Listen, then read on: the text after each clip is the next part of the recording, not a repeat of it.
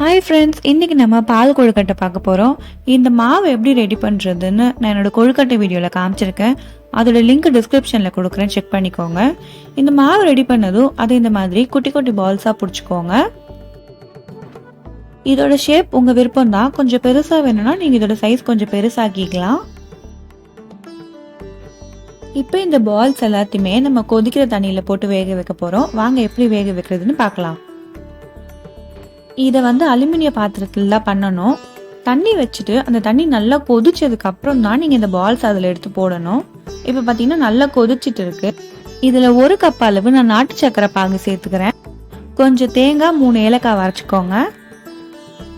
இப்போ நம்ம அரைச்சி வச்சிருக்கிறத இதில் சேர்த்து நல்லா கலந்து விட்டுருங்க.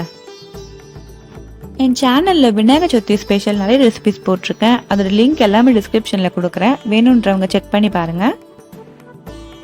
தேங்காயெல்லாம் போட்டு 2 நிமிஷம் கழித்து நம்மளோட கொழுக்கட்டை ரெடி ஆகிடும். இப்போ நீங்கள் இதை ஸ்டவ் ஆஃப் பண்ணிட்டு சர்வ் பண்ணிவிடுங்க. இதை பார்க்கவே ரொம்ப சூப்பராக இருக்குது. நான் இதில் நாட்டு சக்கரை சேர்த்துருக்கேன். நீங்கள் இதில் வெல்லம் கூட சேர்த்துக்கலாம். சேனலை ஃபர்ஸ்ட் டைம் பார்க்குறீங்கன்னா மறக்காமல் சப்ஸ்கிரைப் பண்ணிக்கோங்க.